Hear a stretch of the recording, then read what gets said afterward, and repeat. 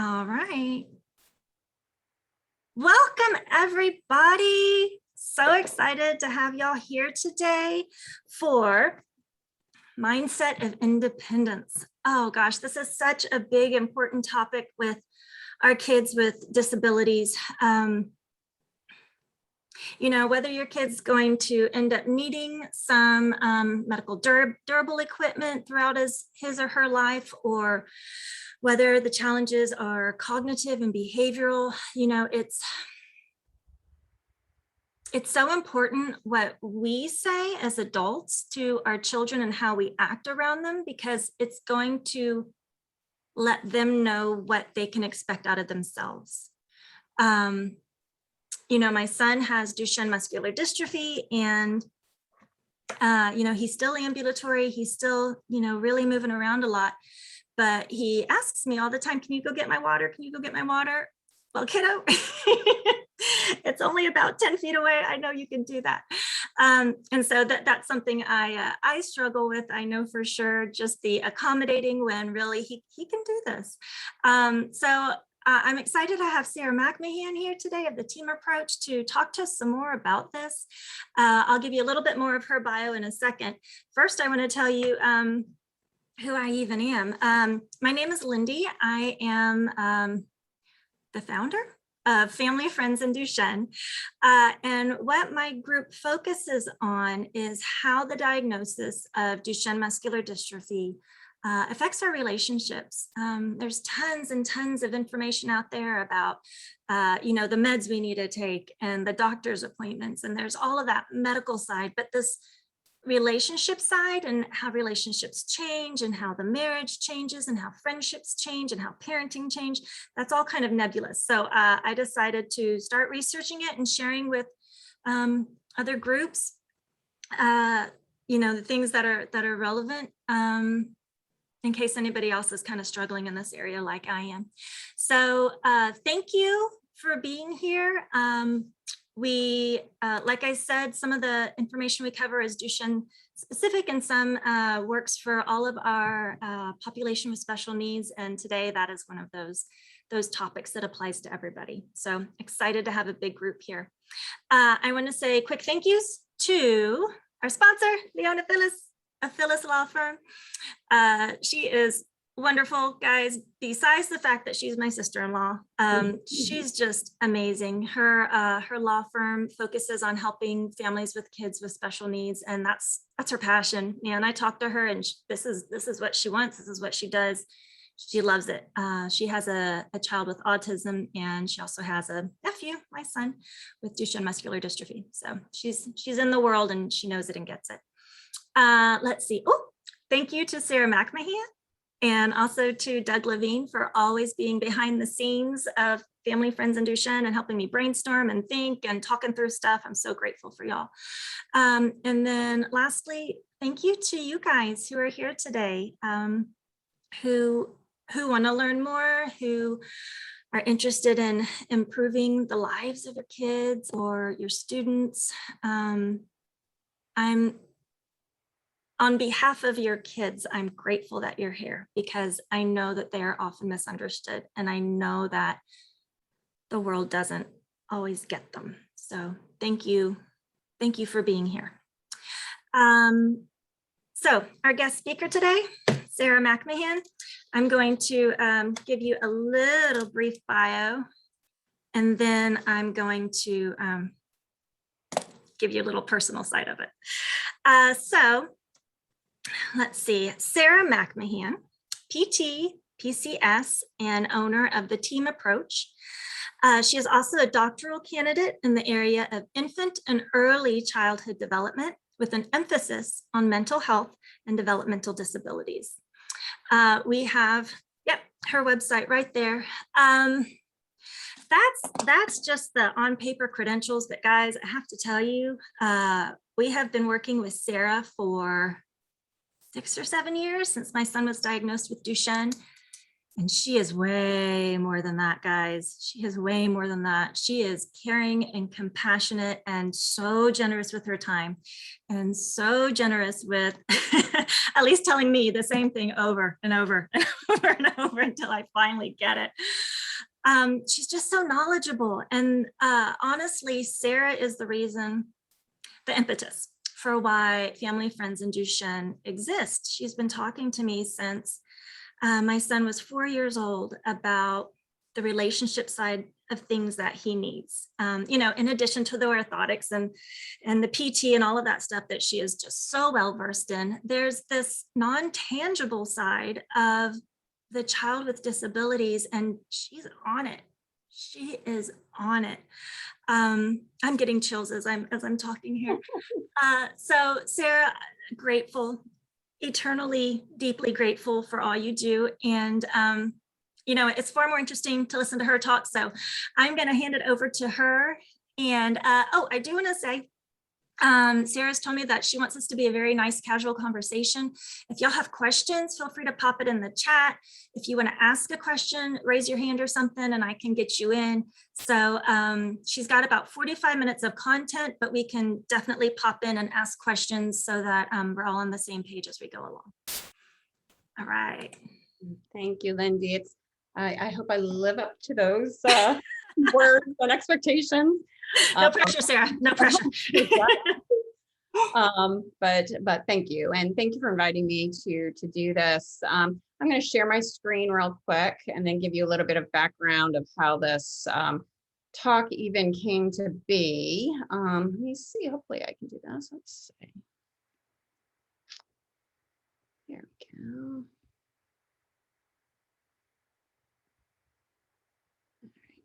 All right, hold on, I'm sorry. I have to get this into my queue. I told you, Lindy, yeah, no problem. I can do this. Okay, there we go.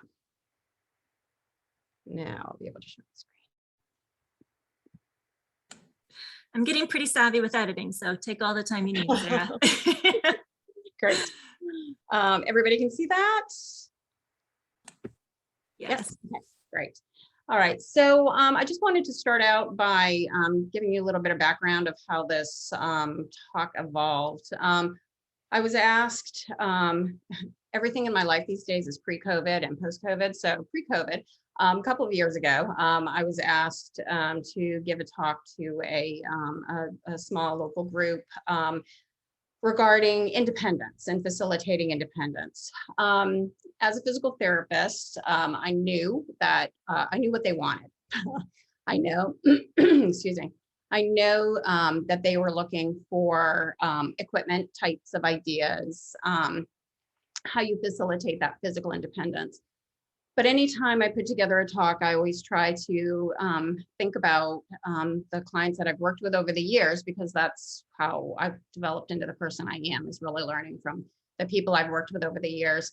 And I thought about all of those pieces of equipment that have ended up in a closet, never used, or in the garage if they're bigger.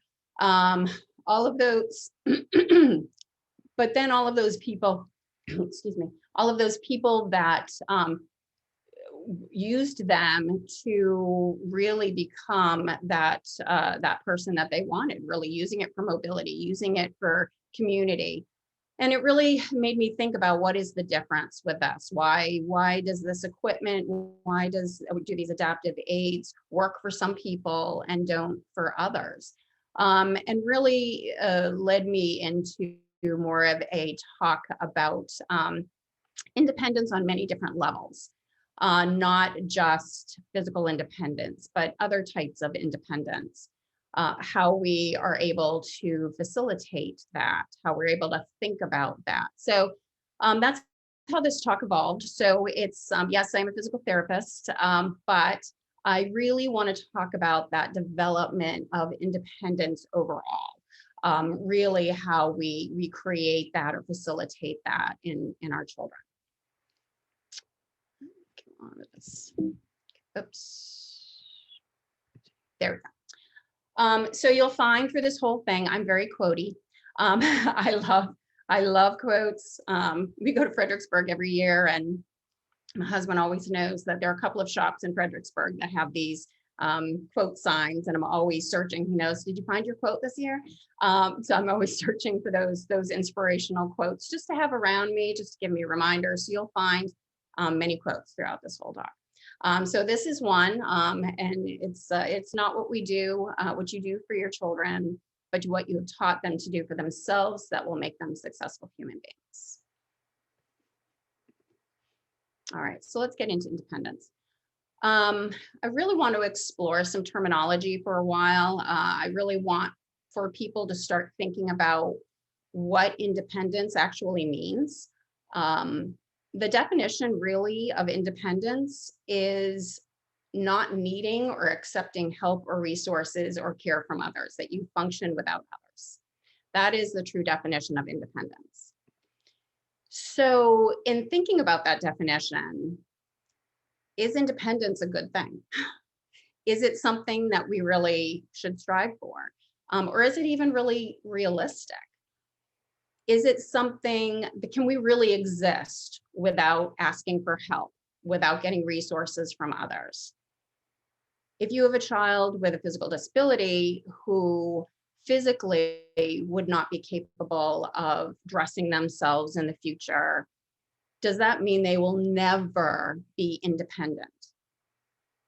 So I want you to really think about that and think about that terminology and whether that is true or not. And I don't think that's true. And I don't think that true definition of independence is really something that we should strive for. We all need to be dependent on each other. We all need to have resources. We all need to be able to have community. So the true definition of independence is not something that's really realistic to achieve. So I want to talk about some other types of terminology that we can use. So the first one is called self-determination. This was a theory that was introduced by Deci and Ryan. And it's a whole concept of, really they created it in the whole concept of motivation and the interplay between extrinsic and intrinsic motivation for people. So it's another one of my quotes. I'm not what happened to me, it's what I choose to become. So self-determination theory, again, really talks about that the interplay, that extrinsic motivation, things that motivate us from outside of ourselves, and that intrinsic, that inherent motivation that we have, that's part of human nature. So within this theory, we talk about the fostering of healthy development by facilitating these basic psychological needs that we all have as human beings. So when I talk about this, I want you to think about your child, your loved one, or if you're a professional, the people that you work with, that every human being has these basic psychological needs of autonomy, competence, and relatedness. And so to the extent that these things are satisfied in people, all people, is how we experience wellness in our lives, how we are considered, whether you consider wellness to be happy, successful, but that's how we create wellness in our lives, is really how those three basic psychological needs are facilitated and supported. But then to the extent that they're thwarted, people are more likely to have ill-being and non-optimal functioning. So I want to talk a little bit about that terminology, because I really try to use this terminology and really think about this terminology more than I think about the term independence. So the term autonomy really means that you have free will and can stand behind your actions and their values. No one's forcing you to do something that you disagree with. So the autonomy in, sorry, my phone is going off, so I'm going to shut this off. Some examples of autonomy would be for our children, loved ones, clients, really being part of that decision-making of medical or surgical interventions. That can be an example. Many parents, when I talk about this, it's, well, I can't, they're 10 years old. I'm not going to let them decide. They have to do this. True. But there are some things that we definitely can discuss and collaborate and help them through either discussion or through co-regulation, be able to get them to understand what needs to happen to them and why this is a decision that you're making as a parent. That's part of involving them in those medical interventions and preparing them instead of imposing on top. Even deciding when to stop going to therapy. I know that sometimes, our kids get older and sometimes it's like, you know what, I'm done. I'm done. And I think that, there comes a time where we've come to a place where not that we wouldn't have other goals to work on, but that we need to take that break. And I know that that's hard for parents to give up sometimes. It's like, but we're supposed to do therapy. And being able to talk to your child, young adult, about what that means and why they're making that decision gives them that autonomy. It helps them to determine what's going to happen to them. Even things like having a voice in wheelchair positioning, wearing orthotics. Again, not that sometimes these things aren't things that they have to do. Sometimes we make decisions as parents, but we also need to remember their voice. I'm part of a pediatric physical therapy Facebook page, and we just had this issue that had come up. Somebody had posted about a young girl with cerebral palsy who wants to kick her legs. She's always kicking her legs. And so the therapist was trying to figure out what the best way is to strap her legs down. And that the young girl is resisting the straps. And so should she do a wearing schedule of the strapping? And so, of course, in this whole concept of autonomy, my answer to that is let her kick her legs.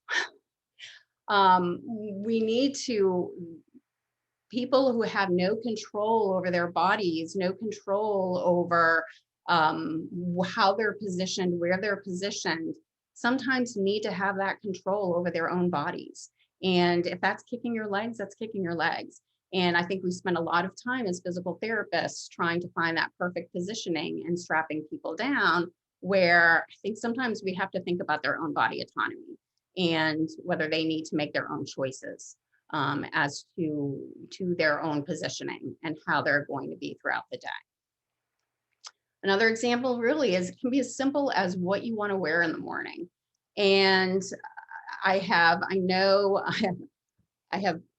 young man that I've known for many, many, many, many years. And his mom, I was part of a group, family to family, for many years that his mom were involved in. And I remember, he always wore these great polos and these khaki pants and I always thought, oh my gosh, my kids look like rugrats. They are, they've got these t-shirts that they pulled out of the laundry. But what I came to realize is that she chose and she dressed him every morning. And so whatever she thought he should wear is what he wore.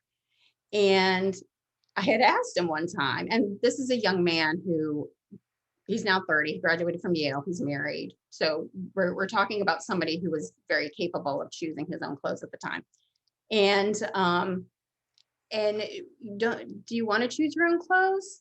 Well, yeah, but mom likes to choose them. So we talked a lot about that and, allowing him to make those decisions and allowing him to really look the way that he wants to look.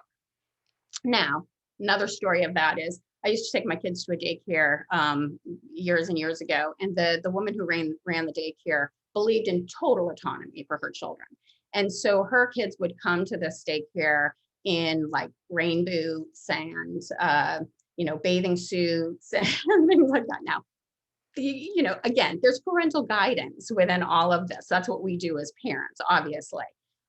But it's okay to allow those choices to be made. That's part of developing that autonomy. It's part of our own human nature, psychological need. And the second is competence. This is a big one, and this is a big one for our kids. The need to experience our behaviors as effectively enacted, to feel like we've done a good job. People need to gain mastery of the skills that they and the tasks that they learn. They need to feel challenged, contributing to the cause, and being effective.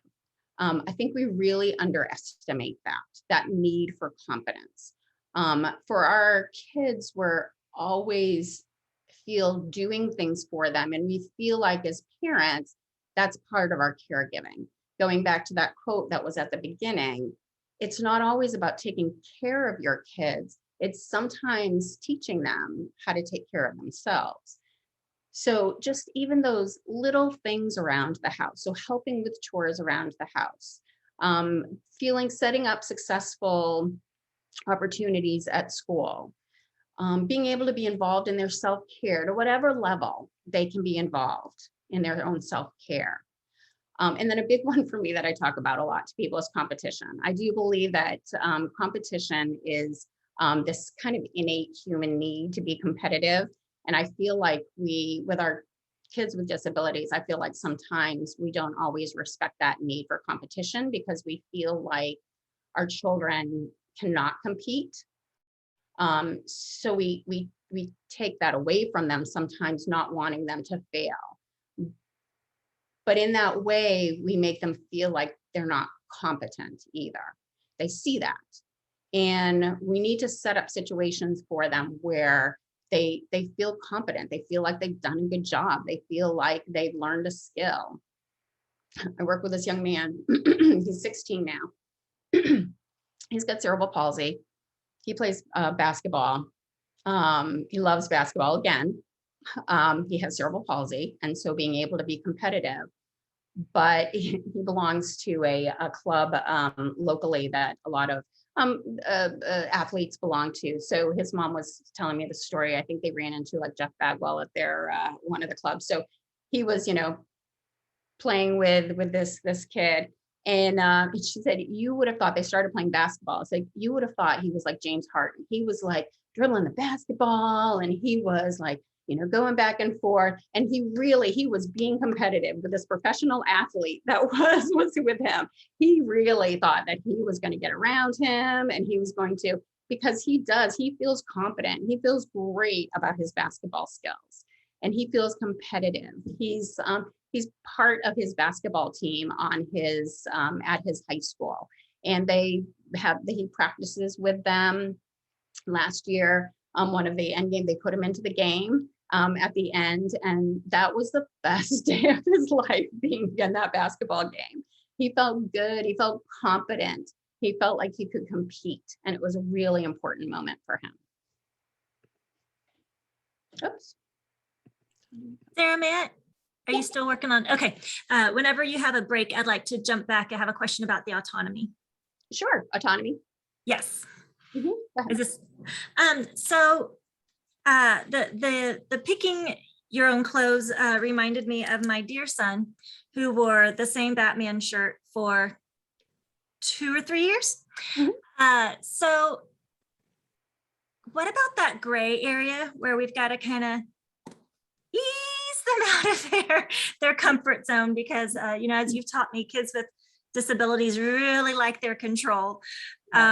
But sometimes it's, sometimes you just got to push them a little bit. So where do we find that line? So that, specific example, that is in some ways part of typical development. My daughter wore the same Lion King dress for 2 years as well. And she does not have a disability, but she loved that Lion King dress. And we have pictures of her for 2 years in that same Lion King dress. And you think it's the same day, but it's not. So sometimes in development, that just happens. Okay. But there's also, we have to look at those foundations. If people have been to other webinars with Dr. Green, Dr. Siegel, we know that there are some foundational skills that we need to really look at when situations like that happen. Is it the feeling of the clothing? Is it the tags that are on other clothing? What is it about that Batman shirt that he really liked and wanted to wear? It definitely made him feel a certain way. And so that's what we really need to figure out. How did that Batman shirt make him feel?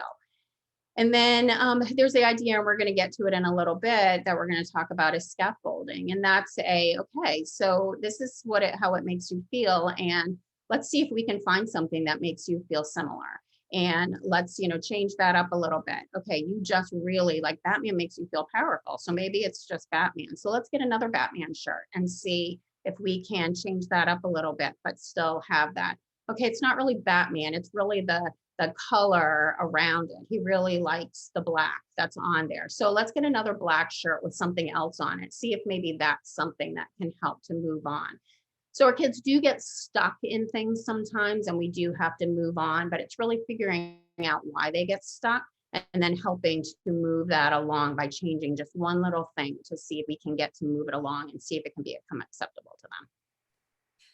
So you're telling us we need endless bounds of patience and brain function. Is that right? Patience, and then your priorities. I mean, again, I'll just use my own personal example. I mean, getting ready in the morning and sometimes it's just giving it up. What's the problem with wearing the same shirt sometimes? If it's dirty and it's got holes in it, yes. I mean, we need to work on moving on in some ways, but also I think that we set up our own expectations sometimes and impose that on there. Like, I would never do that. Well, no, I wouldn't wear half of the things that I see some people wear, but they do, and it makes them feel good. So we have to think, at some level, what is this a real priority for us in the whole scheme of things too? That's great. Thank you so much. So then the third real psychological need that we have as humans is this idea of relatedness. People need to experience a sense of belonging and attachment to other people. They need to feel connected to others without ulterior motives. And this one, I think for those of you who know me and have heard me talk, the relationships is what I think living is all about. It's who we are as human beings. It's very difficult. It's really impossible, they found in some studies, to live without connectedness and without relationships. Many of our religions that we base our values on and our morals on are all based on relationships. And I think we can never, ever underestimate this concept and this idea. And I think that, through this pandemic, that has been, I think for me and many other psychologists and mental health workers and really for everybody who has that this idea of relatedness is, and how it's related to well-being, I think has been a real concern, and really getting people back together as soon as possible. I think that obviously technology like Zoom has been wonderful, but there's nothing like being in the presence of another human being, and getting and I'm not real crunchy, but I do talk about auras and things like that. But I think that there's something to be said for again, being in the presence of another person and really getting that sense of who they are. So I can never underestimate this for this idea of self-determination. Had some examples of this and facilitation of relatedness is, it really getting involved in family activities, games that you play as families. I know that, again, for some of our children who might be at maybe a lower cognitive level or physical level, it's difficult to think sometimes of how we can get them involved when the rest of the family is sitting down to play a game. But even if it's a matter of if you're playing Yahtzee, I don't know if people even play Yahtzee anymore, but it's one of my favorite games.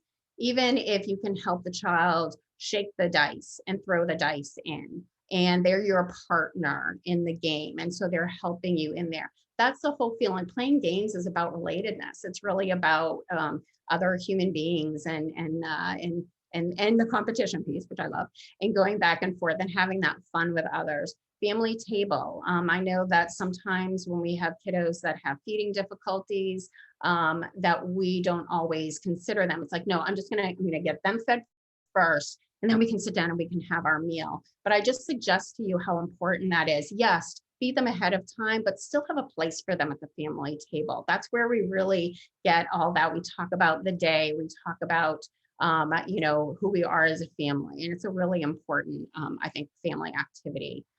Another example is really creating friend groups, and you know, who sometimes that has to be facilitated. Our kiddos aren't always able to make those friends on their own, and so really facilitating those friend groups.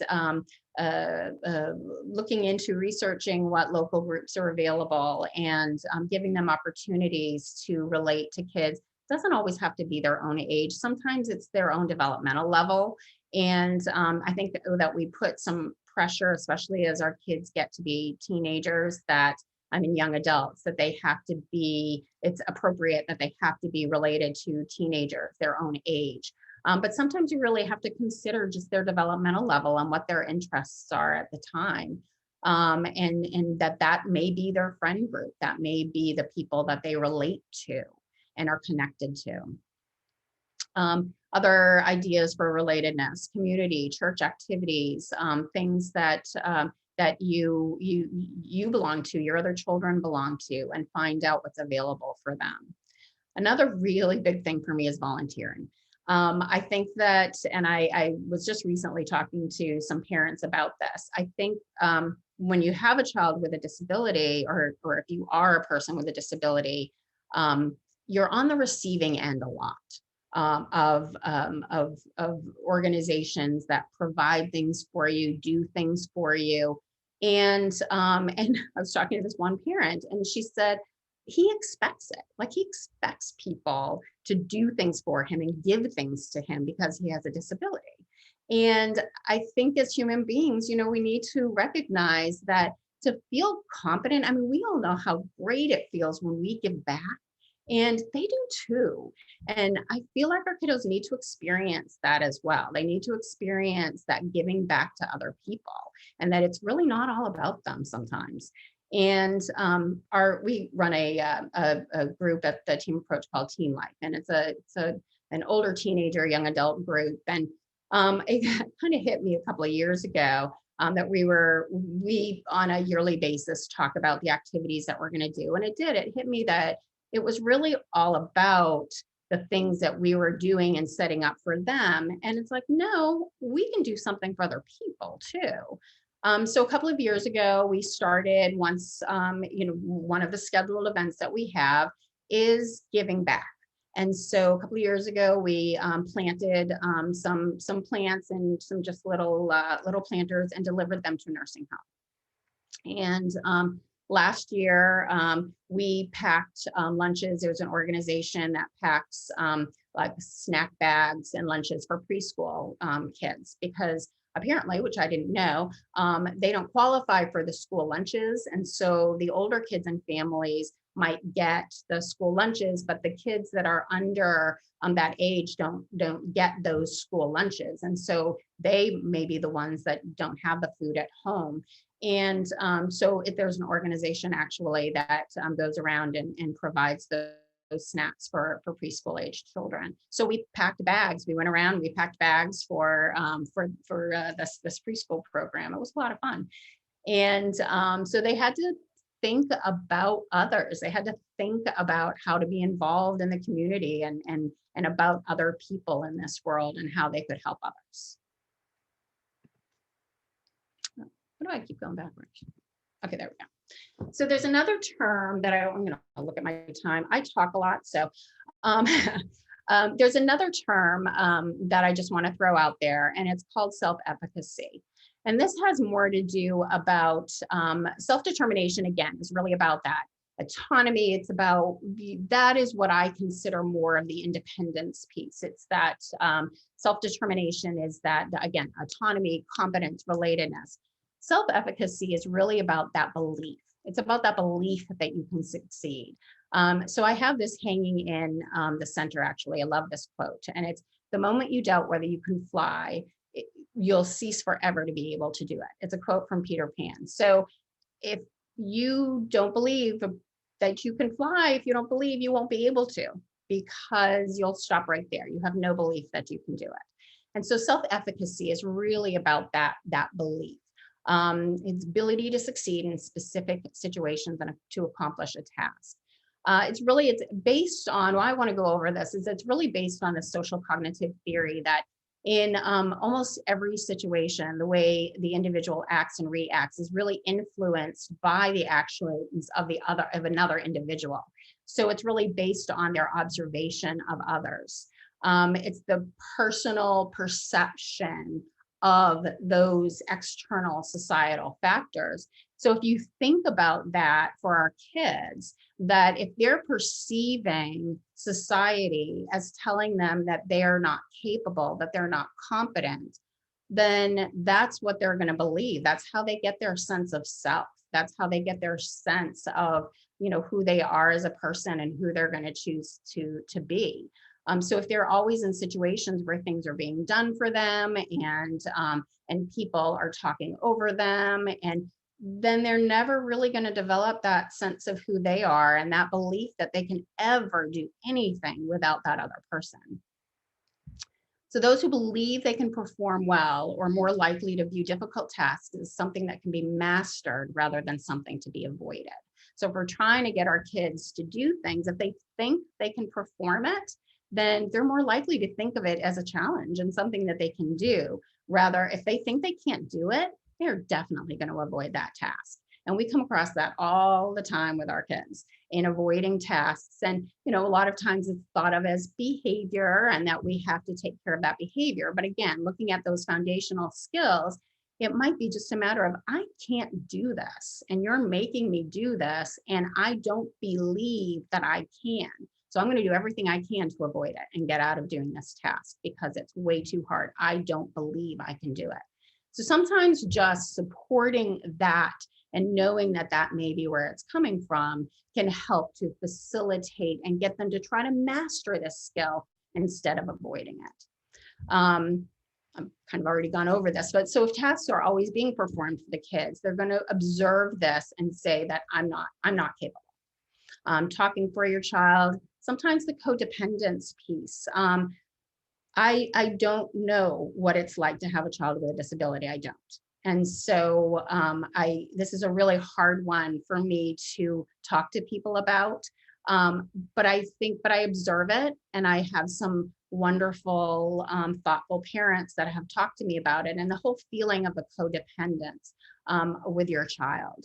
But I think that if I were to imagine or put myself into the situation of having a child with a disability, I think that you're just, as a mother, you just have this sense of protection and that you have to be the one to take care of that child. You have to be around all the time because what's going to happen to them if you're not around, if you're not going to be able to deal with these situations?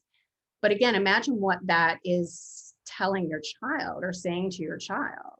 It's saying to them that if I'm not around, you're not capable. If I'm not around to take care of you and I can't do these situations for you, nobody's going to be able to. Nobody else can take care of you the way that I can.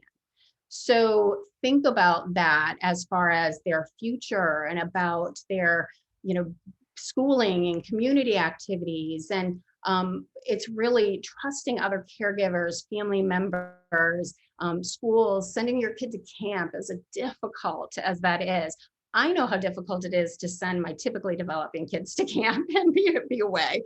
And, I'm like following them. I just sent my kid to camp 4 hours away this summer. He's 15 years old and I stressed all week. So I know that is so difficult to think, but at some level, you need to show them that that they are capable, that it is okay. There are other caregivers that I trust as a parent to take care of you and it's going to be okay. That's part of self-efficacy as well. Sarah, may I jump in real quick? Sure. If you could go back 2 slides, there was a question that I had, and it talked about, I'm trying to reformulate the phrasing in my words. Here it is. An individual's actions and reactions are influenced by the actions that individual has observed in others. So is that saying that we're modeling behaviors for them? Yes. Okay. So here's my other question.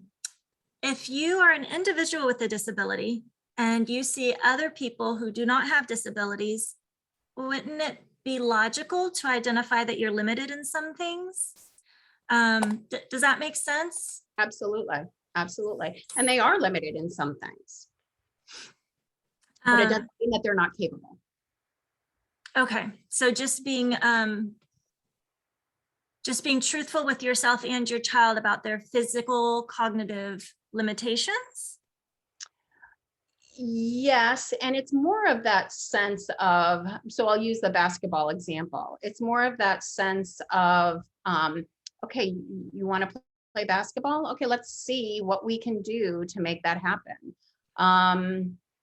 We have, I know that I've worked on adapting like Nerf guns because, you know, at some level for our boys especially, you know, as much as we like to avoid guns in any part of, you know, boys find shooting guns somewhere. They'll find them. And so Nerf guns are great fun, and again, competitive and fun for others. And if they can't necessarily do the trigger, figure out a different way that they can do it, to be able to do that. But it's not about, it's yes, respecting the limitation and disability, but not saying that you can't enjoy that activity in some way. And I think it's really more about how things are presented to your child and your attitude towards it that influences them more than anything else. It's that, you know what, I could do that in some way. It's difficult. I may not choose to do it, but we could figure out a way to do it. And they need to hear that message more than anything else. That's the attitude of independence. That's the attitude of self-efficacy that I can achieve. Does that answer your question? It does. Thank you so much. So I'm going to go back to the whole terminology of independence, but know when I talk, because it's more common. And even though I went through this whole spiel of true independence and such, I want you to, when I talk about independence, I want you to really understand that I'm talking about it in a way of self-determination and self-efficacy. But independence is what we use as our language of independence, but know what I mean when I'm talking about independence from here on. So where do we start? So we begin with the end in mind. You know, I think it's as a family that you have to really decide what that goal is, where you want to be. And that's different for every family. You know, it's not a matter of that independence is this one thing. It looks very different depending on the family that you're in. You may be in a culture where you have multiple families living in a house. So there's never an idea that your child is going to be living on their own. And that's okay. That's part of who you are as a family. You have different values, you have different cultures, have different priorities. So I think it's really important to at some level sit down as a family and decide, you know, what does independence mean for us? What do we see? What's our vision for the future? I like this quote that that independence is a freedom to experience everyday living. Well, so what is that going to look like for our child? How are they going to experience everyday living? How are they going to be independent? How do we define it for us as a family? I have a story. I worked with a occupational therapist years ago, and she has a sister with a pretty significant with cerebral palsy, pretty significant physical disability. Her parents ended up purchasing a 2-bedroom condo, and they offered a caregiver free rent to live in this condo with their daughter, a young adult daughter, and be her caregiver, not 24/7. I mean, they had other, but to be her primary caregiver. That was their idea of independence for her, in the fact that, and she wanted to be independent. She wanted to live on her own. That's not for everybody. I thought that was like over the top. It was amazing, but I could see all the issues that could come up with that too. But they were dedicated to that. That's what that meant for them. I have another family that I work with that The independence for him comes with his job. He owns his own business. He's quite cognitively and physically involved, but the family has worked really hard to create this business. He can shred physically. He shreds paper, and he's created this whole business around his ability to shred. And that's really who he is. That's his self-efficacy. It's his, what he's able to achieve, and he loves it. I mean, it's even talking about it, he brightens up.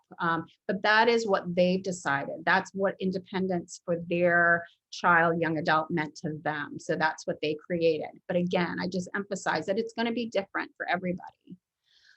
There is a process, it's called person-centered planning, and I just wanted to add that in. It's something that you can Google and you can look into. This young man that created a business actually went through this process of person-centered planning, and it's about bringing stakeholders to the table, basically, if you want to put it in business terms, and really deciding. When we first went to the table for him, it wasn't. We didn't know what we were going to come up with at the end.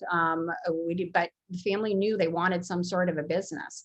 So relatives were at the table, therapists, school people, all kind of came to the table one day, and we had a facilitator.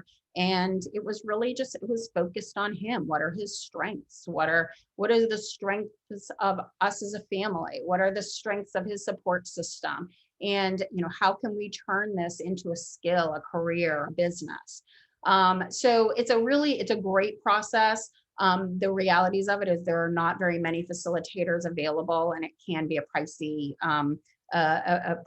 process as well. So, but I did want to throw it out there because it's something to look into, and it's definitely something to think about as your child is going through school, and you're deciding what you think their future looks like.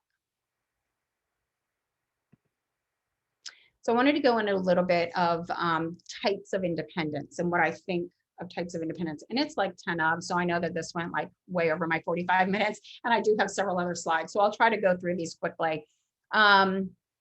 So I believe that there are 3 types of independence. There's the cognitive independence, social emotional independence, and physical independence. This was, again, a part of the original talk that I gave, that I know that when we think of independence, we think of physical independence, but independence is definitely so much more. So our cognitive independence comes from things like our intellectual development, our executive function, our ability to organize, get ready in the morning, pack our school supplies, and our ability to know what needs to be done. We need to take our medications. We need to do our own stretches. We need to put on our orthotics, and then our ability to make choices. More of that autonomy piece of it goes underneath the cognitive independence. And then judgment. Judgment is a big piece of our cognitive independence. I have many of the older teenagers that I work with, when we talk about driving, they have the physical capabilities to drive, but judgment, that cognitive independence, may be a limiting factor for them, that is not strengthened enough to be able to do something like that. So even though physically they have the independence to be able to do certain activities, can they really be independent in that activities if they're limited in other areas? So we have to consider all of those things. So support for cognitive independence is really identifying early the limitations in their talents, figuring out what we need to work on, and figuring out what their strengths are, making those educational choices to be able to support their talents and work on those limitations. And giving responsibilities early. And I can't emphasize this enough. Again, especially with our kids with disabilities, we get in such a habit of doing things for them. And especially if they have physical disabilities, and they take more time, I know as a parent, it is easier to do it ourselves. It is easier at some level, but giving those responsibilities early plays into not only that cognitive independence, but that feeling of competence and capability and self-efficacy. So it all kind of comes together. If your child is at a cognitive level where they can't, they're not capable of really understanding where their toys go afterwards, using modified things like color coding baskets and this red goes into this red and this blue goes into this blue. Having baskets that are, their basket on the stairs is the red basket and it has their clothes in it. And when they go upstairs, they have to take their clothes and they have to put them in their room. So that's their red basket. And they know, and you can teach them at any level that that is where they need to go. And this is their responsibility to put this away. Family animals, dogs, even if they can't do the whole process of feeding the dogs and doing that, even you put out the food, your job is to put that food on the floor for the dog. That's your job. You're taking care of the dog. You're helping me take care of the dog. Picking out, I don't know why picking out clothes is a big thing for me, but I have so many kids that don't pick out their own clothes. And I don't know why it's that thing, but it's like, let them pick out their own clothes. Even if it's like two different choices that, because again, they can be overwhelmed with choices but giving them that little, is it this one or is it this one? And being able, you can do eye gaze, you can do things to allow them to make those types of choices. Involvement in decision making. We talked about that at the level of autonomy, being prepared for appointments that they go to, attending their ARDS meetings when they're able to, and then talking to them about future plans, talking to them about what their future holds. Promoting the directing of care. This is a huge one for me as well, because I think that we have a lot of our children who will not be physically independent as we talk about it, that they will need caregivers. But that doesn't mean that they can't be independent in directing their caregiver. And they need to be able to communicate their needs. Huge example that I give on this is what really spurred me on thinking about a lot of these things was I used to work with a young woman with cerebral palsy. And at the time, she was probably about 19, 20 years old. And we were coming out of one of the rooms in our center.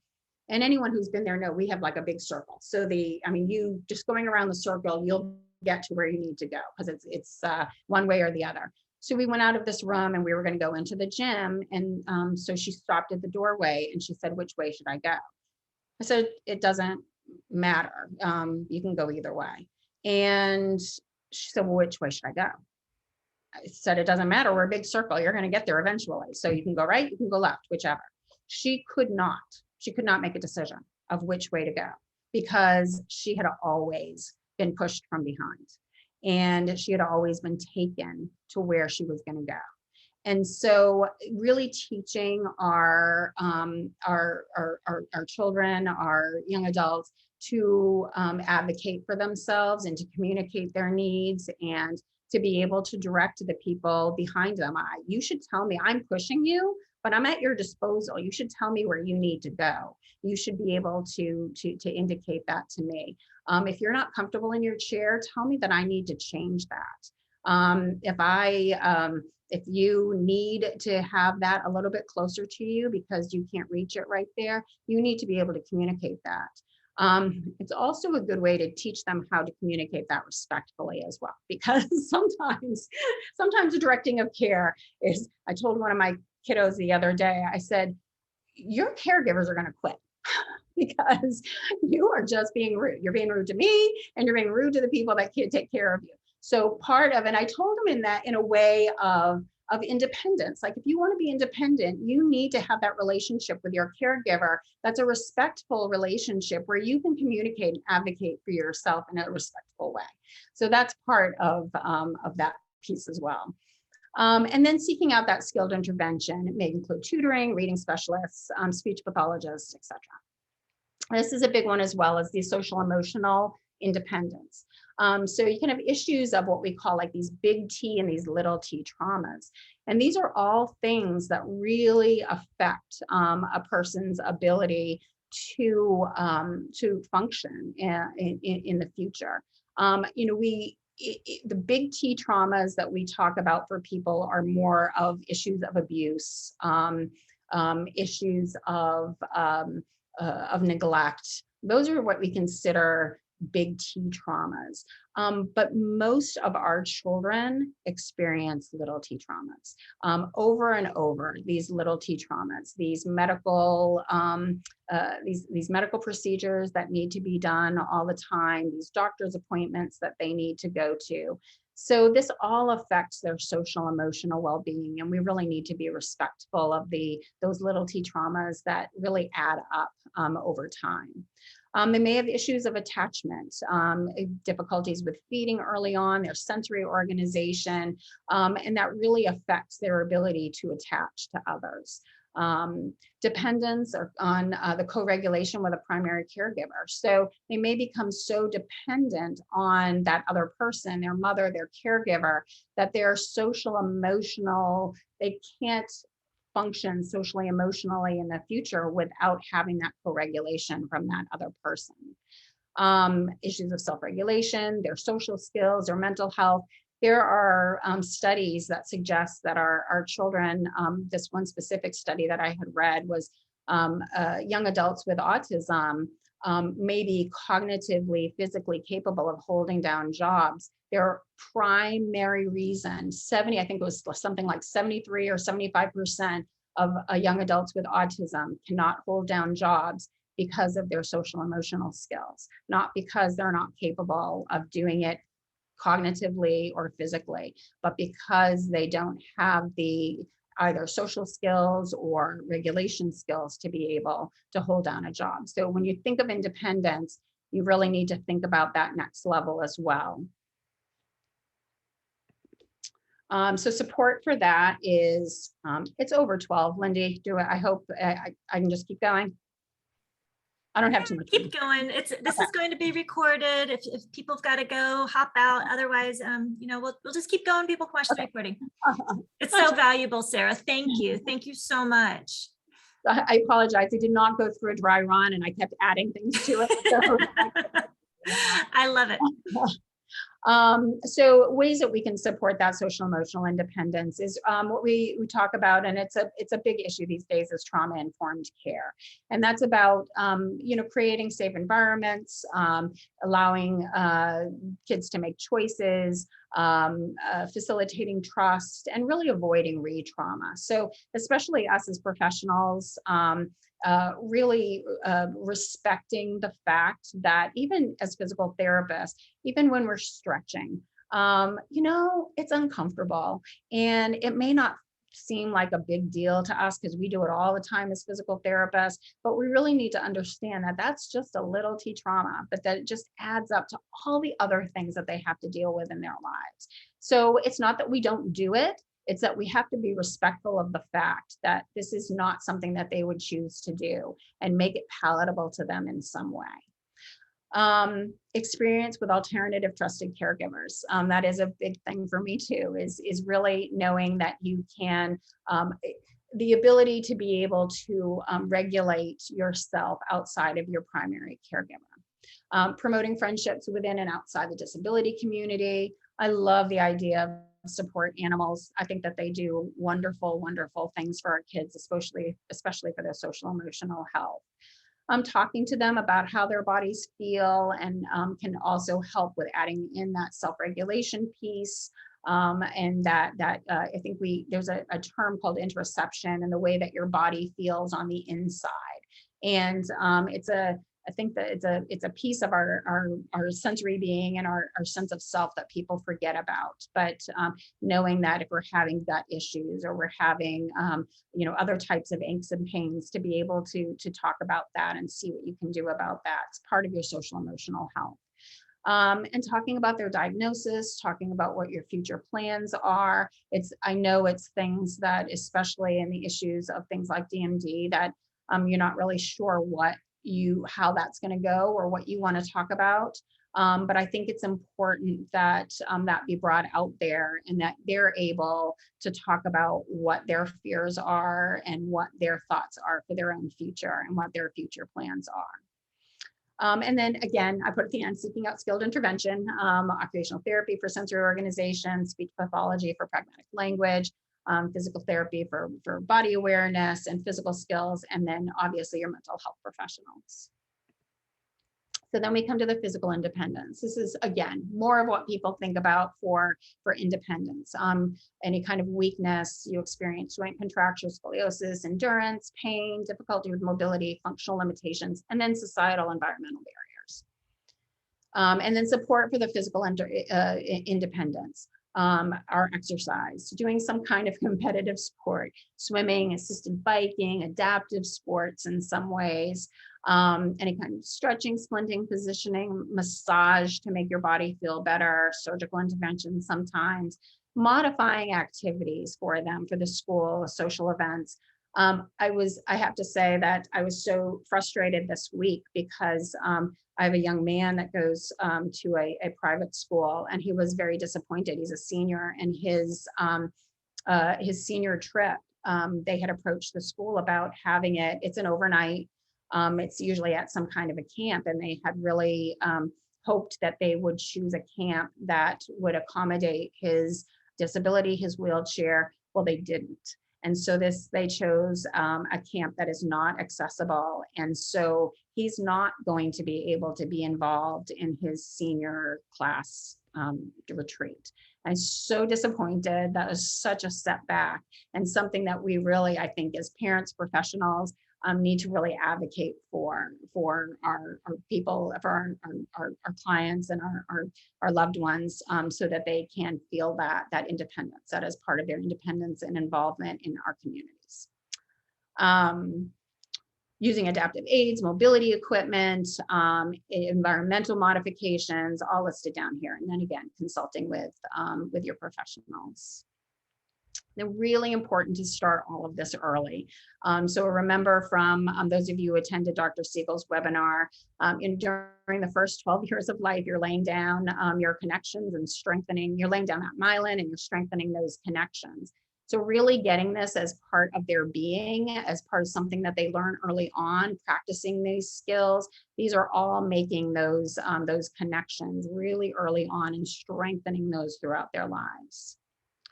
Another big part is presuming competence. So presumed competence is a big terminology in the educational system. So to presume competence is to acknowledge that all individuals have the ability to learn, to communicate, to participate in their own way. And so it's, if you have a child that does not have an augmentative communication device right now, or is not able to communicate or participate in some way, I think it's so important to presume that they can. Presume that they can be involved, presume that they can learn, presume that they can be involved in these activities. Let's just get to their level and figure out how that's going to happen. But we have to have that basic assumption that they are competent to be able to make that happen.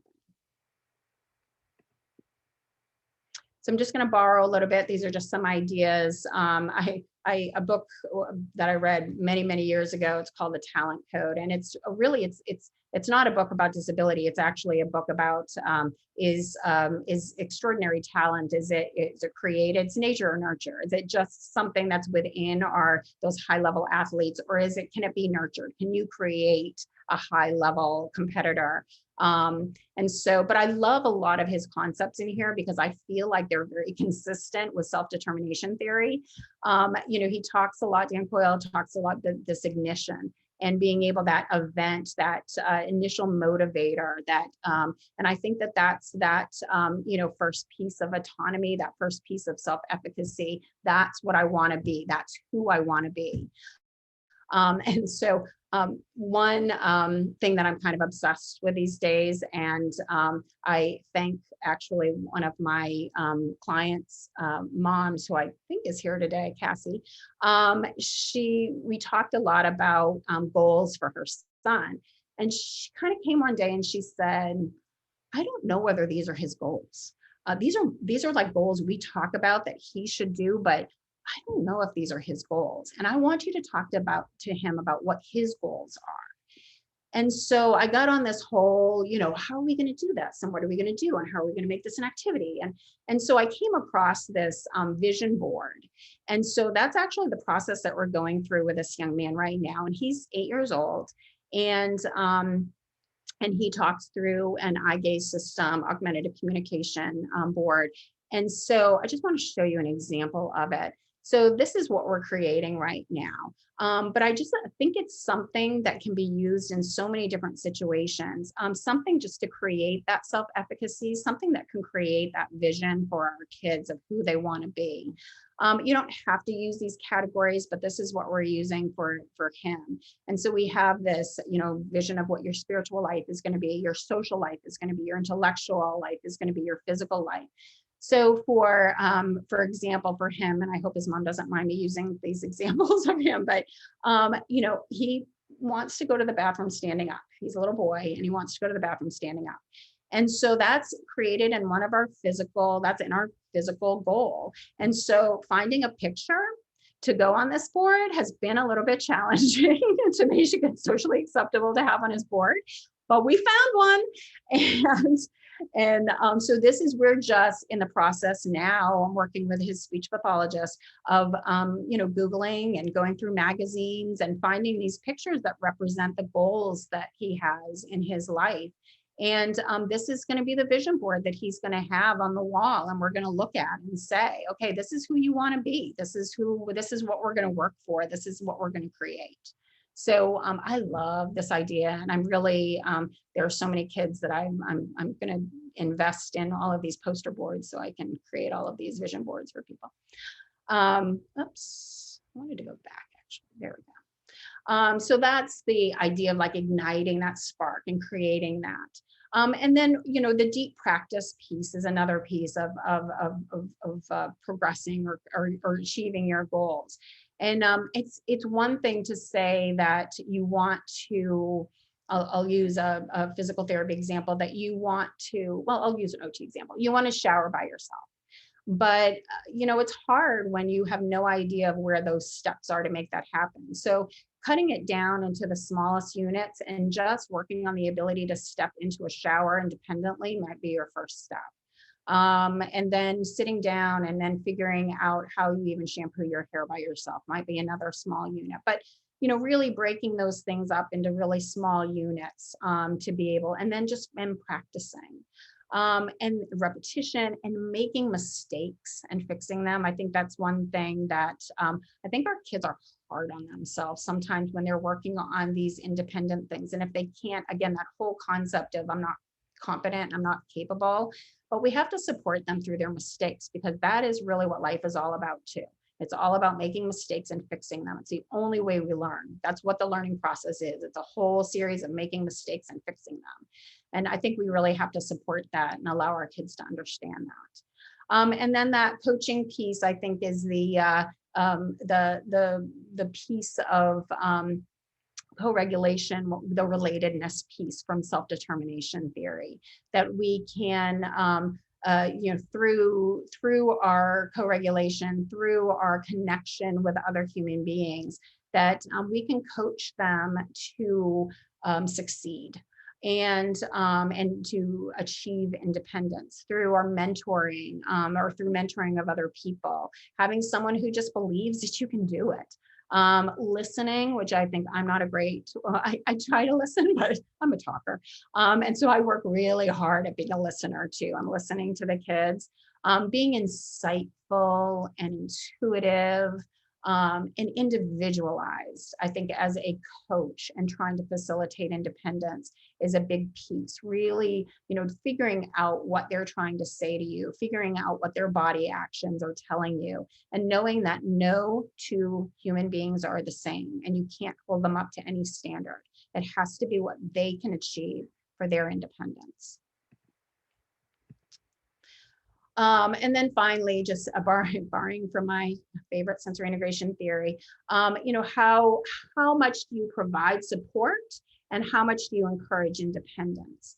So this is a big thing that we talk about if as clinicians when we talk about sensory integration and processing, is really this whole idea of scaffolding. You know, how much do we give them and how much do we allow them to do themselves?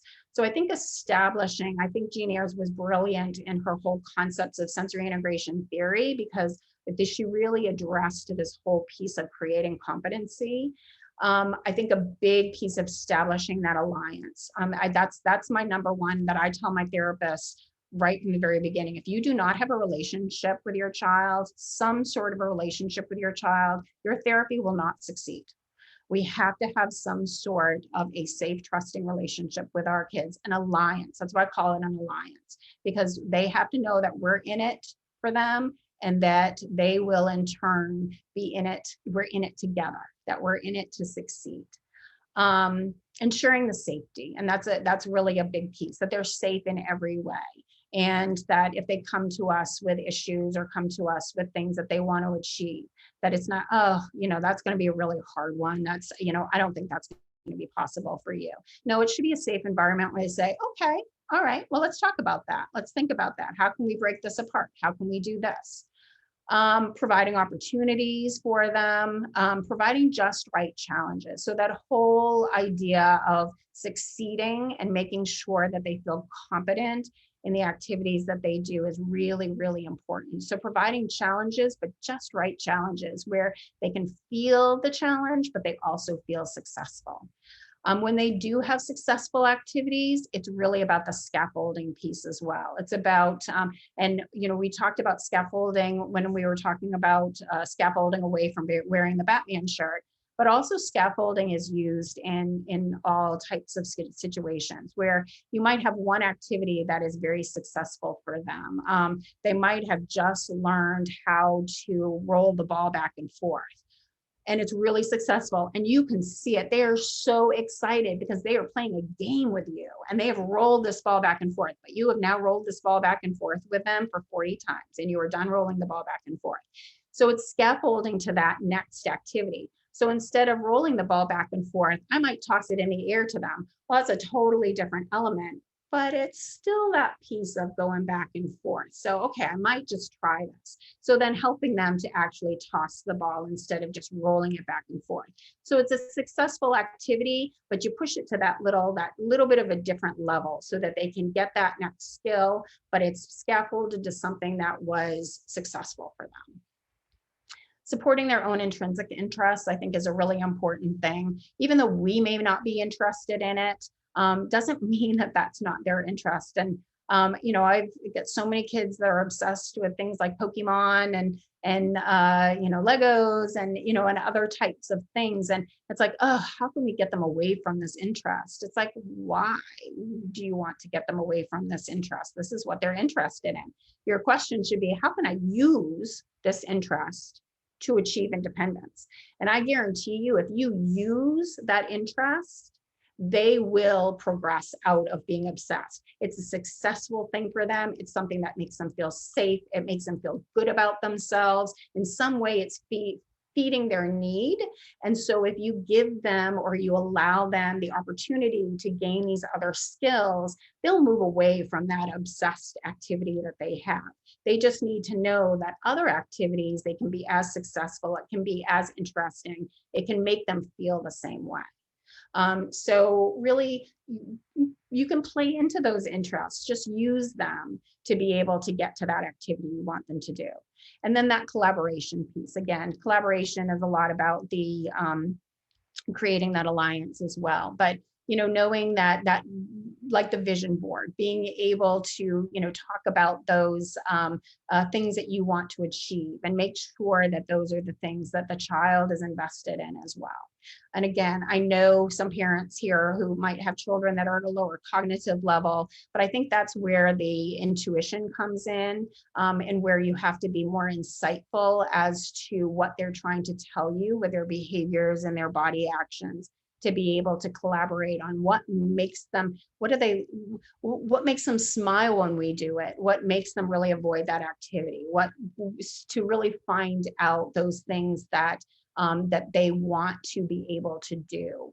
And in that way, that is a collaboration, insightful, and you're intuitive as to what their bodies are telling you. So this is my final slide. And this is my favorite quote of all time.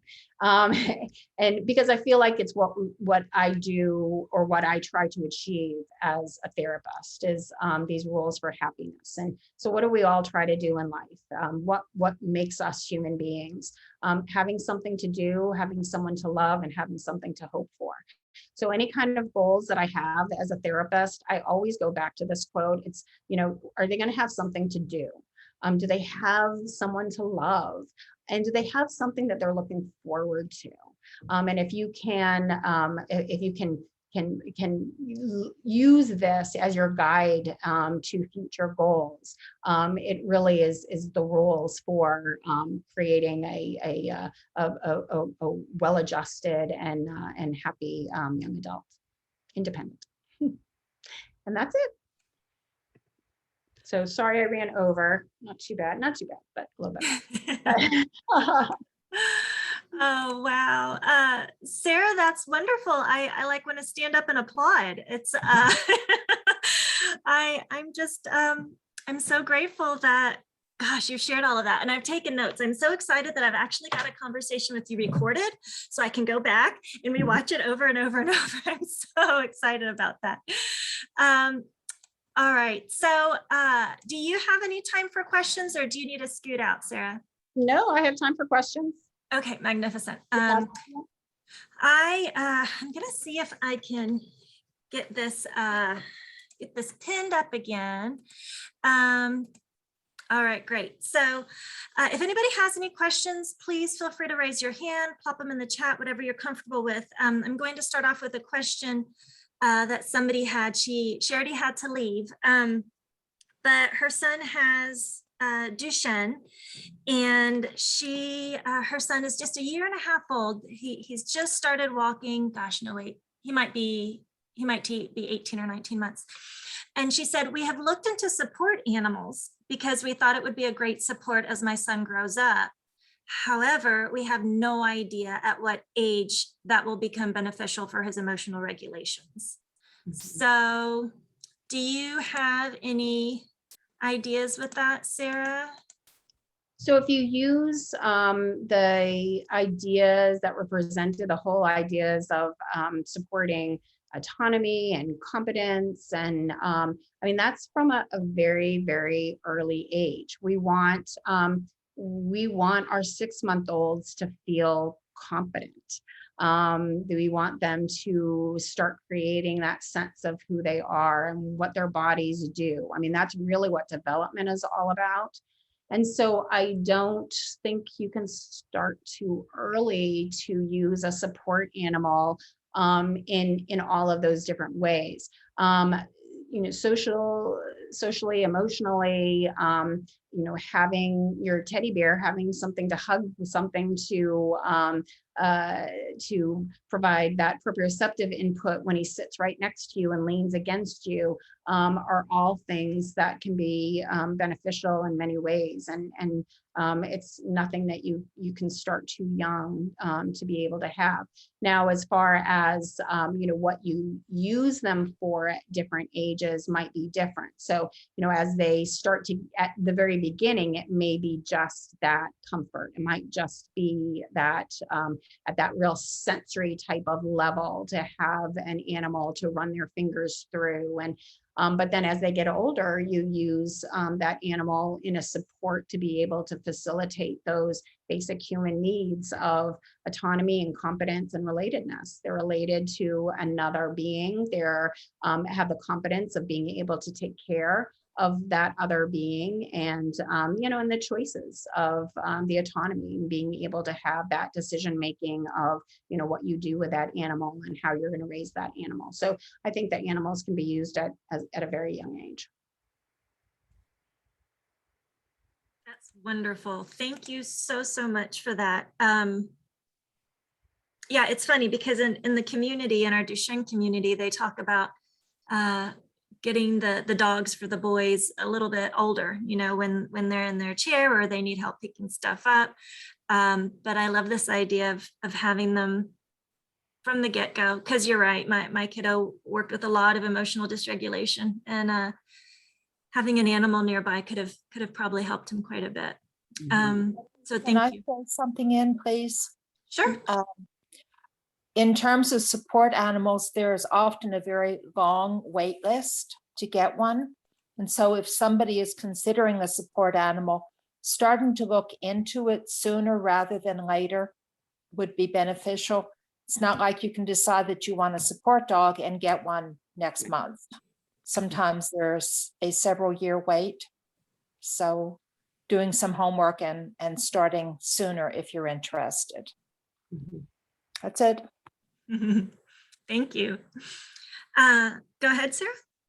Oh, no, and then sometimes, again, depending on the use, I have a young woman who she just left for her first year of college, and they, in the springtime, purchased a dog, a breed that they had read about that they felt was a good, would be a good support dog, but they kind of went in reverse. So they purchased the dog, and now they're going through the training process, which I think a lot of trainers do advocate for that as well. The whole process of having support dogs that actually support you physically or are able to do activities for you, such as like pulling off your socks or going to get something for you, picking up things off the floor. That's a little bit of a different process. So that is one that is very difficult to get, and it's really important that they get trained the right way. But real emotional, social emotional support dogs or any types of animals can be also trained in reverse. So do you have any suggestions? I know in our Duchenne community, we've got a few places for go-to for dogs specifically. Do you know any off the top of your head of some good places? Not off the top of my head. One of our students actually did this as an in-service, so I do have resource for it because he drew it all out and had some. And but I don't have any. I know that the trainer that they were using was Bark.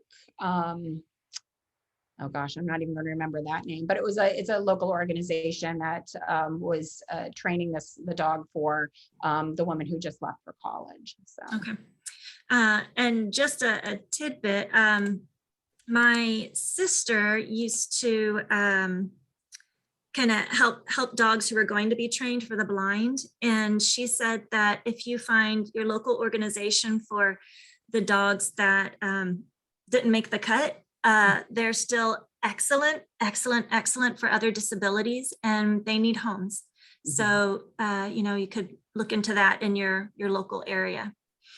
There are also other things to do, like I know Joyride and Sire have programs that you can go out to, and I think Special Cheers as well, to go out to their ranches, their farms, to be able to, it's not even necessarily the riding piece of it, but it's the caring for the horse. And it's just a wonderful process. I am not a horse person, but Lee, who one of our physical therapists was the director at Sire, and I'm sorry, Lee, at Joyride, and they have a wonderful program there that is really all about caring for the animals, and that just brings it to such a different level. But again, it's the whole idea of self-determination. It's the whole idea of creating competence and relatedness. So I have a slew of questions. And again, if anybody has your own, feel free to plop it in the chat, or you can come on and ask Sarah yourself. I promise she doesn't bite, I promise. So, gosh, I'll start off easy, Sarah. How's that sound? I love all of the quotes that you've had throughout this presentation. They're wonderful. Do you have any catchphrases that you like to use with the kids that are, kid level? I think I'll actually borrow, because I use this quite a bit now, but one of the young women that I work with, her mom always says it to her, and I love it. And I've started using it all the time, but you can do hard things. And because we really try to get her, she doesn't always say when something is hard. She just either will get frustrated, or she just maybe won't try her best, or and so I'll say to her, is this hard? Is this activity hard? Yes, it's hard, but that doesn't mean that we're not going to do it. That means that you can do hard things. And so even though they identify, and that's part of the collaboration, is that even though we've identified it as something hard, it's also the support of, but you can do hard things. And over time, she's even started saying it. I think the other day it was, well, this is hard, but I can do hard things. She's always, so I think little phrases like that, just being on the positive end of things, instead of something, again, being hard, but then kind of turning it into that positive achievement. But that's a hard one. I can't think of anything in particular that I would use as a catchphrase as much. I think about when I talk to them about the future, at all different levels, what it is to be a big boy, what it is to be a good friend, what it is to be. And so just, again, adapting it to different levels of cognition and different levels of development, but really the same concept. Don't know if that answered that, but. Yes, thank you. So here's a question for you. We all know the song and dance of mom buys into this or dad buys into this, but what about the rest of the adults in the child's life? How many people do we need in the child's life to be working from this type of paradigm to make a difference? I think it all depends on how much time they spend in the child's life, and how much influence they have over the child. So it's doesn't have one answer. I think you have to consider all of those things. If it is a person, how trusted that person is to the child. If you have, if that person is a very trusted person, but does not buy into the whole idea of competence, that's really just going to undermine the whole situation. Now, if it's somebody that's on the kind of outskirts of their life that they have some connection to, but not really a big influence on their life, and they don't buy into the whole idea of the competence, that can actually work in reverse. I've had some kids like, I can do this. Why are you helping me with this? This is, and not even kids that are verbal, but in their own body language will be like, why are you doing this to me? Like, I can do this myself. And so, so I think it's important to analyze who the influential people are in their lives, the trusted people are in their lives, and really make sure that you're all on the same page. Again, I don't know how it's going to work out because it's my newest obsession, but I just love the potential of something like a vision board, because I think it's, even as a family activity, it can get everybody on the same page. If you all kind of look at these pictures, it takes out even the language piece of it. If you're attracted to certain pictures and not others, it gives you a really good idea of what, if you're attracted to this certain thing, then obviously that's the vision that you have for your person, your loved one. So I think that can be a good tool to try to get people on the same page. And if people are invited over your house and it's something that's hanging on the wall in their room, it's, something that they can see, and it's like, oh, what's this? Like, well, that's my vision board. That's who I am. And that's what I want to achieve. It's like, oh, okay. And then you can look at the pictures and they can see that this is what we're working towards. This is what I need to be on board with. That's great. And that's a great way to have the talk without sitting down and having the talk with other adults in your life. I've got one more question kind of on this topic, and then we'll scooch over to a question, a my poor brain, an attendee has asked. So it sounds like you're saying, try to have this culture even from the get-go, from the beginning, the kids can absorb it. What if you're coming to the game late? How late is too late to start with this sort of framework? I never think it's too late, but you would need to understand that there's going to have to be a lot of foundational work that happens before. So sometimes as a child is turning 18 is when sometimes parents start to have this conversation of independence. And if they have not been advocating for themselves for all along, if they have not been helping to take their medications that they take on a daily basis, have not been responsible for things, getting themselves up with an alarm clock or doing those types of things, it's not going to happen overnight. I mean, it's not going to happen even in the same way. I had read something written by a psychologist once saying that for every year that you have reinforced a behavior, it will take a month for you to change that behavior. So if you've been doing something for 10 years, it might take almost a year for you to be able to make changes in that behavior. So we have to consider that when we're working with older kids and trying to change their focus, their mindset, and the way things that they want to achieve. It just might take a little bit longer for them to be able to do that. And then things are more set in, they have a pattern of behavior that has been set for a long time. And we need to kind of analyze where that came from. That's where all those little T traumas come into effect. And, even people who are dealing with, kids with, I was reading in the chat about the socialization piece of it, and kids who have felt ostracized for such a long period of time, having to go back and really looking at that foundation and figuring out where that's all come from and what situations they were in, just takes a lot of analysis and intuition. But it doesn't mean that you can't make changes in that. It just means that it's going to take a little extra time, a little extra work to figure the whole situation out and figure out what the best plan is to move forward. Right. So you saw the question about the 19-year-old. Mm-hmm. Yeah. Mm-hmm. Okay.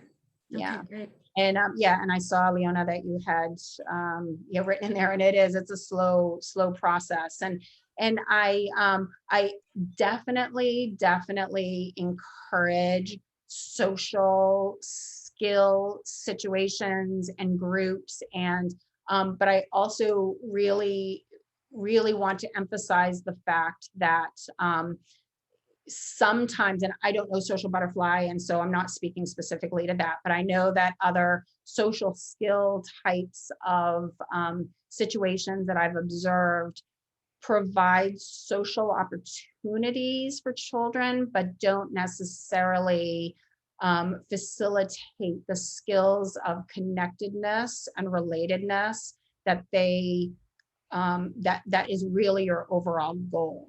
But remember those things that really lead to wellness and a change in behavior. And if we think about that autonomy and that competence and that relatedness, when you're choosing a program or when you're working with your own child as far as what they want to be involved in, I think that remembering those three things will help having them more internally motivated to be able to achieve those social skills than if they're just plopped into a social situation. So really, for the autonomy piece, really making sure that it's a group that they have some interest in, if it revolves around something that they might have some interest in, if they as a group achieve something that they feel that they are achieving some competence in their social skills while they're in this group. And they really, in some way, the group is facilitating that connectedness with the other people. And I think that comes with a whole facilitation of empathy and kindness and turn taking and really understanding that it's not all about them, is a really important thing to look for in some of the social skill groups. I remember that was something you talked to me about years ago whenever my son was doing preschool, and how important it was to ask the school to have an adult nearby to help integrate him and, facilitate those social interactions.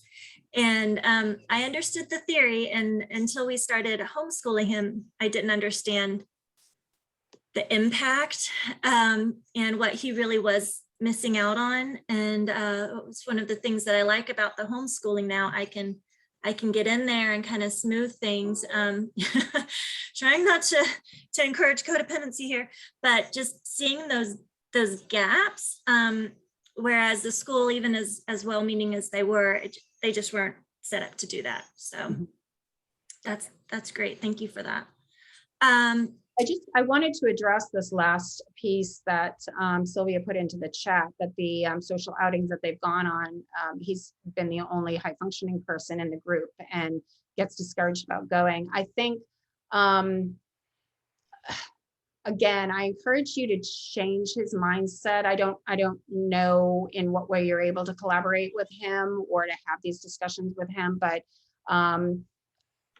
in some of the groups, like the Team Life group that we run at the center, we have it's been a huge mix of cognitive and physical levels of functioning. And what I have done with some of my young adults who want to join the group, but it's like, oh, but I'm at a higher level than that. We've talked about being a helper, being a mentor, being a facilitator.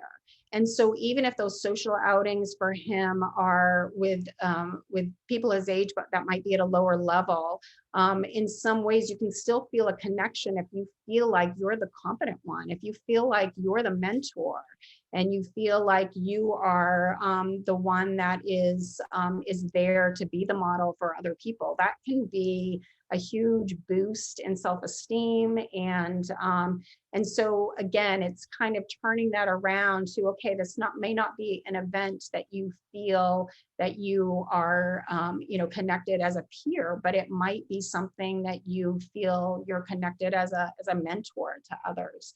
And that's still a huge, when you're looking at the future independence and holding down jobs and things like that, that's still a huge social skill piece that can be achieved.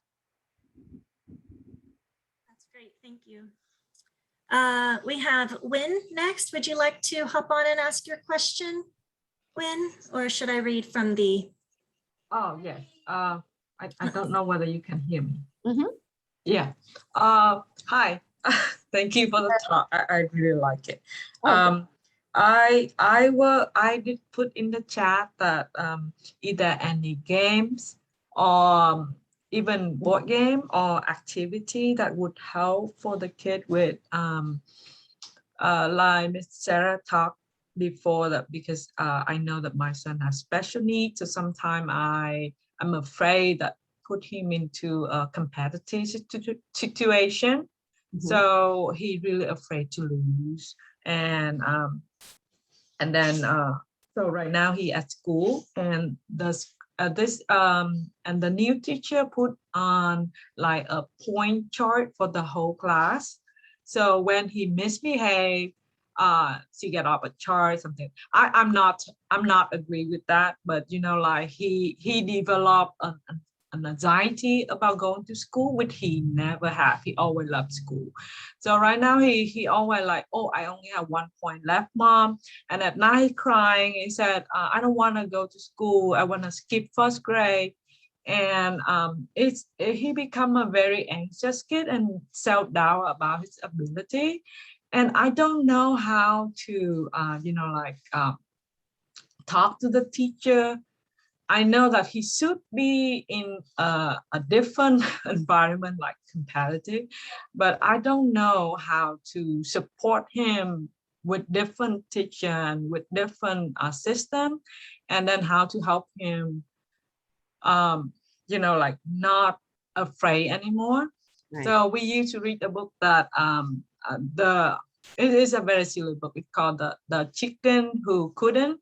And I told him that he's a wonderful, wonderful self-competent chicken, and he would able to do it.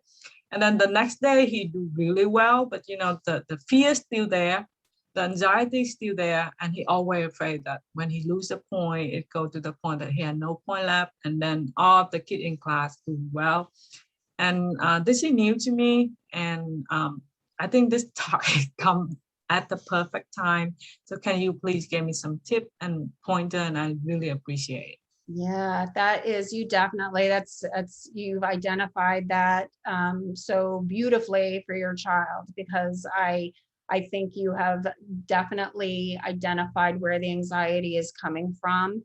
That is what Lindy had brought up earlier about having people involved in your child's life who are on the same page. And so basically the system is undermining what you're trying to achieve with him at home, and trying to make him feel competent, making him feel as if he has choices, making him feel as if he, it pains me how many kids feel as if they are not good kids. I mean, we see it all the time with our kids coming into the center, and they think they're bad kids because they are told over and over again by people involved in their lives that they are misbehaving, that this is a behavior, that they are just misbehaving, bad behavior. As far as changing the school's idea on or actions in that, it's really a matter of advocacy, and really putting your foot down as a parent, saying, my child's not going to follow that plan. It is hurting his self-esteem. It is creating too much anxiety, and I don't want that as part of his program. And if you can't get it done at the teacher level, then it needs to be done at, I'm assuming if your child, does he have an IEP? My child, no, he doesn't have an IEP. We unfortunately belong to HID, and they don't provide any support at all. Oh my goodness. So it's a matter of having, going up a level. If he doesn't have an IEP, you don't have as many choices as to the levels that you can go to. But really after that, if your school doesn't have some sort of a behavior specialist that you can get involved and on board with you, then each principal is really in charge of their own campus. And in that situation, especially if he doesn't have an IEP, it's really about putting your foot down as a parent and saying that that's not an acceptable way to work with your child, and that he's not going to be following that chart, and try to relieve that in some way. The best option is really sitting down with the teacher, maybe having some support personnel with you, and having maybe one of his therapists that may be working with him, or agree to talk with the teacher with you to provide some professional support. But I think definitely it would be an area to focus on for him, and you've identified it already. It's just a matter of being able to get in there, and in the school you have a right as a parent to have choices, and I would definitely address that and address it soon. Thank you so much. Sure.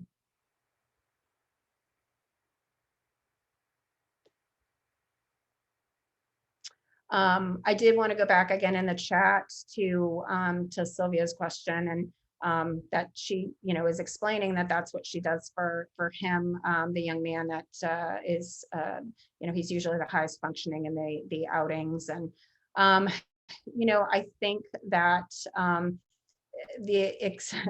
accepting having a disability is a tough one. We had a young man, gosh, we've been working with him for years. He's been going to therapy, and he came in, he's a sophomore now, I think.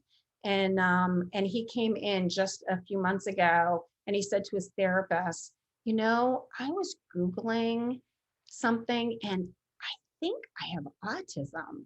And so the therapists were like, I wonder what he thought he was coming here for the last like 10 years of his life. And so in his situation, it was actually very freeing for him, because he didn't really know why he was so different. He didn't know why he didn't think the same way as his peers, and why certain social situations happened. And so I'm glad that he's, working with his therapist on the acceptance of that, because I think that the disability in some way can almost be especially with high functioning, can be a relief. It's like, okay, well, it's not an excuse, but it's an explanation. And so I have this reason of why I feel this way and why I'm acting this way, and really empowering him to, figure out what you do about it after that. I also think that, yes, finding a community of people that are like him. So I think a couple of the suggestions that Leona has put in there for some groups that you can be in touch with, because I think another piece of acceptance is knowing that there are other people, that you're not alone. And that's part of the relatedness too. It's knowing that there are other people that are like you, and people that think the same way that you do, and knowing that you're not different from absolutely everybody else in this world. I love that, Sarah. I love how relationship centered you are. It's so refreshing to hear the idea of coming together, as opposed to too much competition and expectations, which seems to be pervasive in the neurotypical world. It's interesting once we entered the world of special needs, how kind and supportive and embracing everybody is. I have one final question for you, and it's really just a practical matter. Did you have a... Yes. Yeah, I just wanted to address, because I didn't address the other part of the question as far as the finding something competitive that the kids can do. I think that, finding competitive things to do is a lot easier younger, because a lot of the teams, the baseball teams, the swim teams, are a lot more accepting when they don't get to that level that like every kid on the team is going to be a professional, baseball player. Unfortunately, my kids were all in sports, and they get to this level where there is just no tolerance for different abilities. And so I think at that point, the competition either turns into a more individualized but team sport, things like the swim teams, things like karate. My son was in karate, and it's competitive in its own way, but it's very individually based, so you can develop on your own time, but you still feel that competitiveness with the sparring. And karate is just a wonderfully disciplined sport that you can really get all of those things together. Also finding some of those leagues like Soaring Kids, and other sports organizations that cater more towards people with disabilities as they get older. I always encourage trying to go into more typical leagues at the beginning, because I think it, helps for that relatedness to your whole community. But I think that at some level, when that competition gets to be too much, finding those organizations that cater to like Miracle League Baseball and things like that can be where you can find that competitiveness at a different level.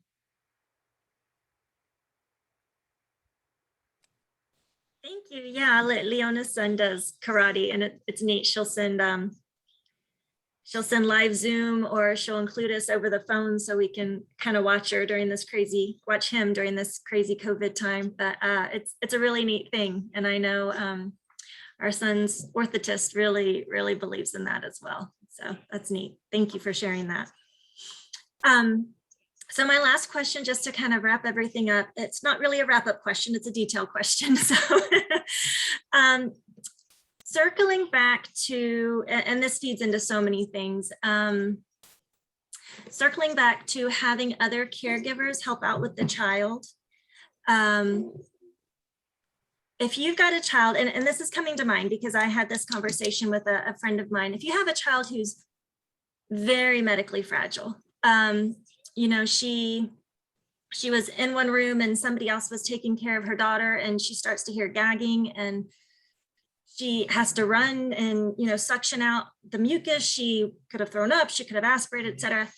When you've got a child who's that medically fragile, and it's like a full-time job knowing what to do to take care of the child, how do you find somebody else who can come in who is that competent? You know, if you're not approved for any government programs and you don't have $1 billion to pay somebody, you know, how do you do that and still ensure the safety of the child?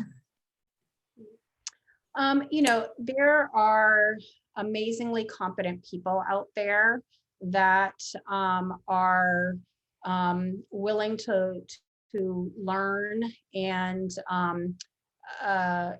very capable of doing those things. I mean, you know, suctioning and when somebody's gagging, I mean, that's, and again, I hope I say this respectfully, but it's not a difficult task. It's not difficult to recognize that.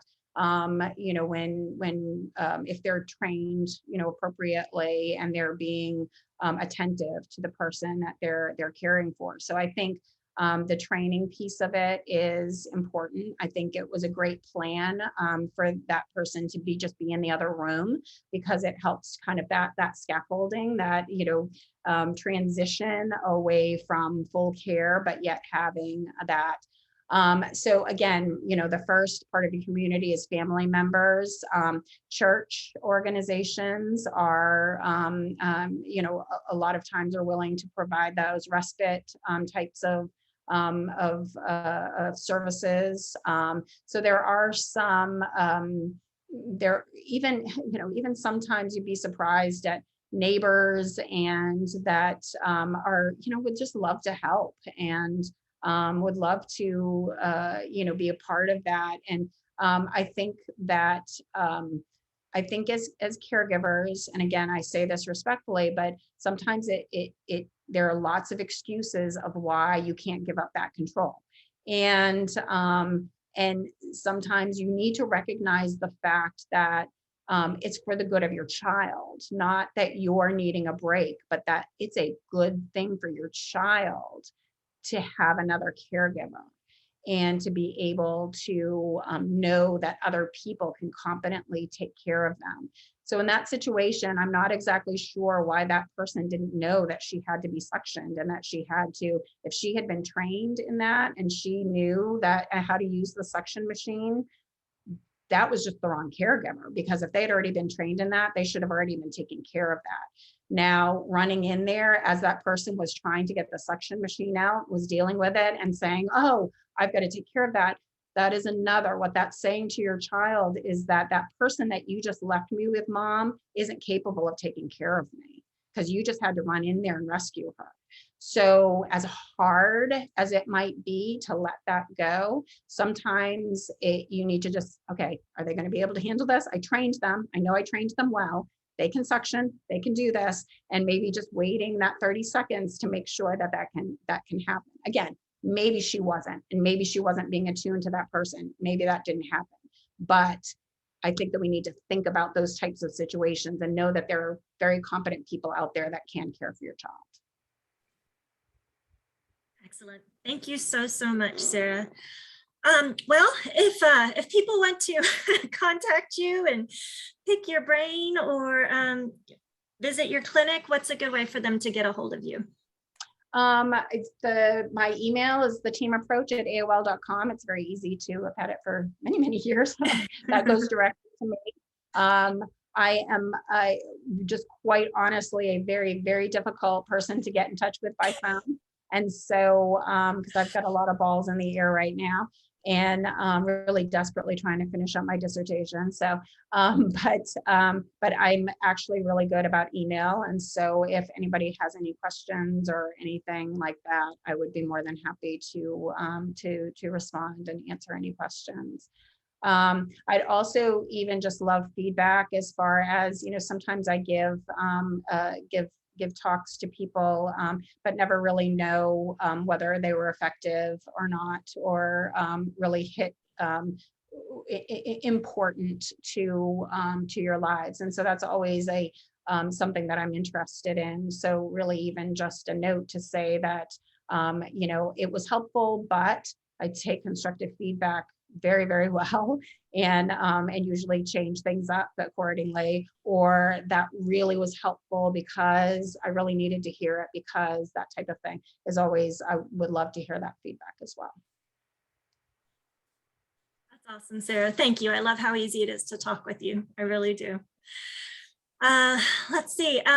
If anybody's interested, our next big webinar next month is marriage with a child with special needs, and that's going to be a good one. The author has a book out, Dr. Laura Marshak. It's a great read just to kind of identify the patterns, and a bunch of these things that we talked about today with Sarah really overlap into marriages and those relationships as well. So that's going to be a great one. Sarah, it's always a pleasure. I miss being able to give you a big hug. I can't wait till that day comes again. A year and a half now. Oh, wow. Well, thank you so much.